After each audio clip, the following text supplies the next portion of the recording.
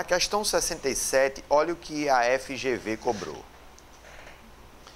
Em um processo em que Carla disputava a titularidade de um apartamento com Marcos, este obteve sentença favorável por apresentar em juízo cópia de um contrato de compra e venda e termo de quitação anteriores ao contrato firmado por Carla. Então imagine que havia uma disputa entre Carla e Marcos. Carla e Marcos estavam litigando.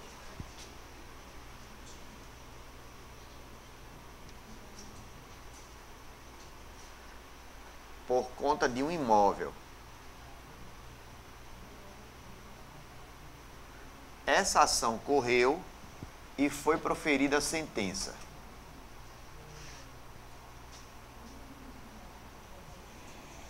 Aí a questão diz o seguinte: o Marcos apresentou cópia de um contrato de compra e venda e termo de quitação anteriores ao firmado por Carla. Então, vê só. Carla se diz proprietária desse imóvel e apresenta um contrato. Marcos se diz proprietário desse imóvel e apresenta também um contrato. Ok? Só que o contrato de Marcos, pela questão, ele é anterior ao contrato de Carla. Então imagine que esse contrato de Marcos é de 2018 e esse contrato de Carla, estou dando uma data suposta aqui, 2020. Ou seja, supostamente o vendedor vendeu para duas pessoas, ok? Quando Carla promoveu uma ação contra Marcos, Marcos apresentou esse contrato e essa sentença julgou o pedido de Marcos procedente por um motivo. O título aquisitivo de domínio dele era anterior de Carla. Então, Carla, prejudicada, que entrasse contra quem alienou, contra quem vendeu, né? Ela sofreu evicção. Um direito de regresso por evicção. Mas o fato é, essa sentença reconheceu o direito de Marcos. Por quê? Porque o contrato de compra e venda dele é anterior. Continue a questão. Há alguns meses, a sentença transitou em julgado sem que Carla apresentasse recurso. Então, Carla aceitou a derrota. Viu lá o contrato de Marcos e disse, paciência, perdi e vou atrás de quem me vendeu. Alguns meses depois, Carla descobriu que Marcos era réu em um processo criminal no qual tinha sido comprovada a falsidade de vários documentos, entre eles o contrato de compra e venda do apartamento disputado e o referido termo de quitação. Ou seja, esse documento que Marcos juntou no processo foi declarado numa ação penal uma sentença declarou que esse documento era falso. Portanto, esta sentença aqui, que transitou em julgado e que fez coisa julgada material, essa coisa julgada está baseada numa prova. Seria a chamada prova nova, não é isso? Calma. Essa coisa julgada está baseada nesta sentença, que é baseada numa prova falsa. Ok? Olhe para o quadro e pense. Nesse processo que já transitou em julgado, Carla ainda pode oferecer algum recurso? Se transitou em julgado, não pode. Mas ela não está satisfeita com essa decisão. Só lhe resta a ação rescisória. A ação rescisória é uma ação para você rediscutir aquele processo que já se encerrou com a decisão de mérito, mas eu só permito que você entre com a ação rescisória em hipóteses de cabimento taxativamente previstas em lei. Então, eu não posso inventar uma hipótese de cabimento de rescisória, mas posso me basear numa das hipóteses previstas em lei para tentar entrar com a ação rescisória. Vá lá para o artigo 966.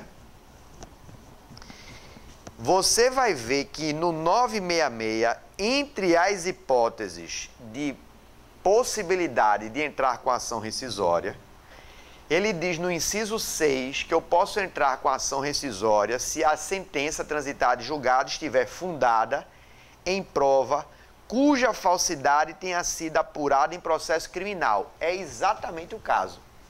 Teve uma ação criminal e foi apurado nesse processo criminal que o Marcos tinha inúmeras provas falsas.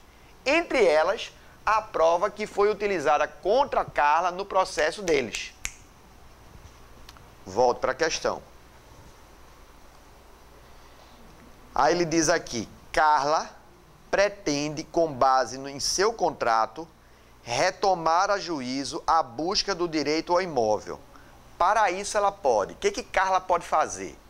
Letra A, interpor recurso de apelação contra a sentença. Não pode interpor apelação porque já transitou em julgado. Letra B, propor reclamação. Não cabe reclamação contra a decisão transitada e julgado. Artigo 988, parágrafo 5º, inciso 1. A ação rescisória é a ação correta para atacar a decisão transitada e julgada. Não cabe mandado de segurança, não cabe reclamação, não cabe recurso. Letra C, ajuizar a ação rescisória, demonstrando que a sentença foi fundada em prova cuja falsidade foi apurada em processo criminal. É o artigo 966, inciso 6. Letra D, requerer cumprimento de sentença diretamente no juízo criminal para a decisão que reconheceu a falsidade do documento válida como título judicial. O cara que pensou nisso aqui estava bem inspirado, porque isso não tem sentido nenhum, a letra D. Resposta, portanto, da questão 67, letra C. Fala.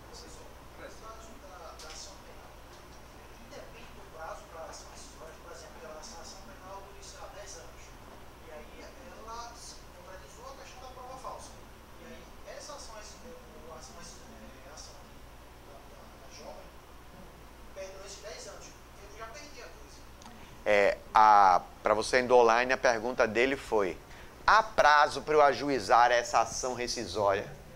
Vá para o artigo 975.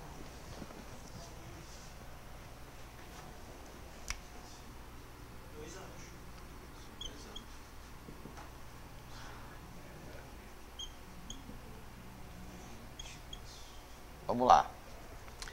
Nesse caso aqui, se essa decisão transitou em julgado em agosto de 2025, eu teria como prazo decadencial para propor a ação rescisória até agosto de 2027. Ok? 2 anos. Vamos imaginar 5 de agosto até 5 de agosto de 2027. Prazo limite para entrar com a rescisória. Se essa sentença foi declarada falsa nesse iter aqui, ótimo. Mas se essa falsidade é declarada aqui, você já não pode mais propor a ação rescisória. E agora, o que eu faço? Você pode pensar numa ação indenizatória, mas a rescisória, rescindir aquilo ali, não cabe mais. Agora, cuidado. Nem sempre são 2 anos contados do trânsito em julgado. Vamos para alguns exemplos. Olhe para o quadro. Imagine que eu perdi aqui, certo? Esqueça a prova falsa. Mas eu obtive aqui uma prova nova, que é outra hipótese de cabimento de rescisória, que não é a do inciso 6. Se você voltar para o artigo 966 e ler o inciso 7, ele diz: obtiver o autor posteriormente ao trânsito julgado prova nova, tá vendo? Então, no inciso 6, que foi a questão da FGV, era prova falsa. No inciso 7 é prova nova. Então, eu obtive um documento novo, eu descobri uma testemunha, descobrir alguma prova superveniente ao trânsito em julgado. Aí, olha só. Essa prova nova eu obtive no dia 3 de março de 2028. Então, supostamente, essa prova nova aqui, ela não permitiria a ação rescisória, porque já teria escoado os 2 anos do nosso exemplo. Mas desça para o parágrafo 2º do 975. Ele diz que essa ação rescisória com base em prova nova são 2 anos da obtenção da prova. Então, se eu obtive essa prova em 3 de março de 2028, eu teria até 3 de março de 2030 para entrar com a rescisória. E desde que, nesse tempo limite, não tenha transcorrido mais de 5 anos do trânsito em julgado. Então, o trânsito em julgado se deu no dia 5 de agosto de 2025. Então, eu teria até 5 de agosto, no máximo, de 2030 para entrar, porque seriam os 5 anos do trânsito em julgado. Aí, vamos à minha pergunta. Eu não obtive prova nova aqui em 3 de março de 2028? São 2 anos da obtenção da prova. Então, eu teria até 3 de março de 2030. 3 de março de 2030 está dentro dos 5 anos? Está dentro? Então, eu posso entrar. Se, por exemplo, fosse aqui... Isso não quer dizer que eu posso entrar até aqui, não, tá? Eu tenho que entrar até aqui. São 2 anos da obtenção da prova, desde que não transcorridos 5 anos. Aí vamos para um outro exemplo. Imagine que eu obtive a prova aqui, dia 10 de setembro de 2029. Eu não vou ter 2 anos, eu vou ter o limite aqui, ó. Então o prazo da minha rescisória vai ser alguns meses. Certo? Então é sempre assim. 2 anos da obtenção da prova, mas desde que não passe 5 anos do trânsito em julgado. Isso já é uma outra forma de contar o prazo da rescisória. Mas só se for prova nova. Aí vamos lá, olha de novo para cá. Pode ser que essa sentença tenha sido objeto de colusão das partes, de simulação das partes a fim de fraudar a lei. Justiça do Trabalho. É muito comum para que o empregador não pague o FGTS, a multa de FGTS. Aí ele faz o seguinte, ele simula com o empregado uma ação, uma reclamação trabalhista, como se o reclamante estivesse pedindo a rescisão. Porque aí ele paga a rescisão sem ter que pagar a multa dos 50%. Então é muito comum acontecer o que a gente chama de advogado do reclamante ser um advogado da reclamada. É uma lide simulada. Você simula que está tendo um conflito ali, mas na verdade está todo mundo já acordado para não ter que pagar um encargo fiscal. Se o Ministério Público do Trabalho souber disso, ele tem 2 anos para entrar com a ação rescisória, contados da simulação. E aí não tem prazo de 5 anos. É o parágrafo 3º, ó. Leia o parágrafo 3º.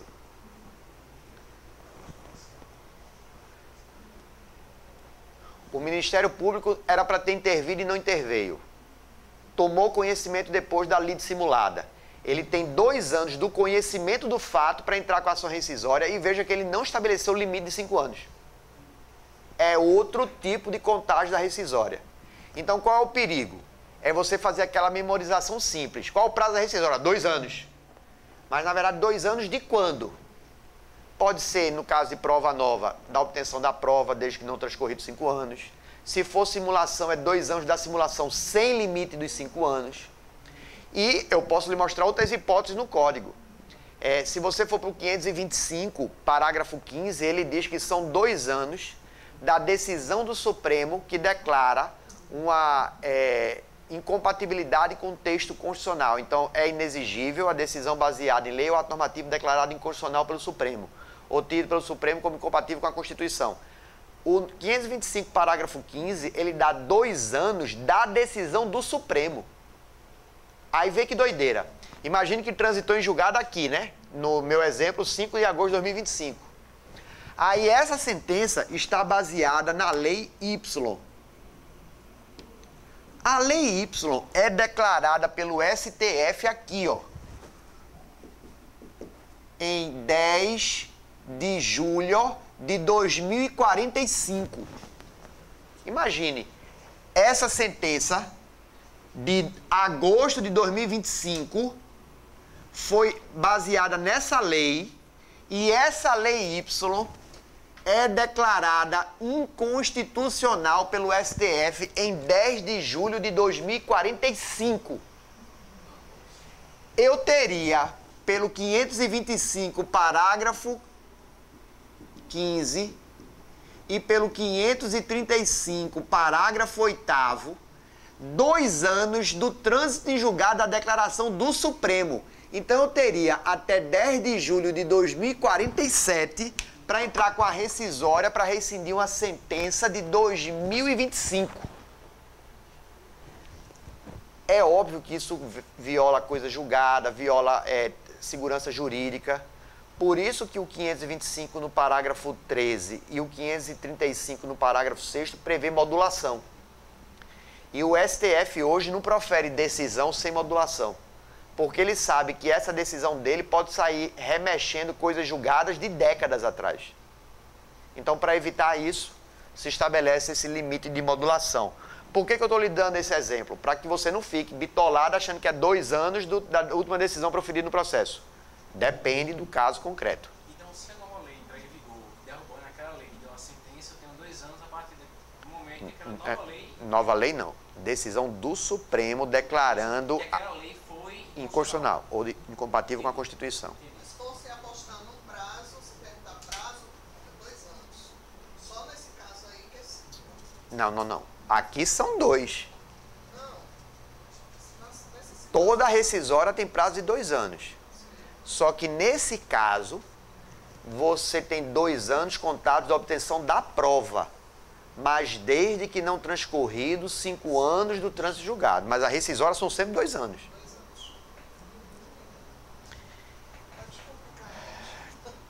Questão 68, já em RDR.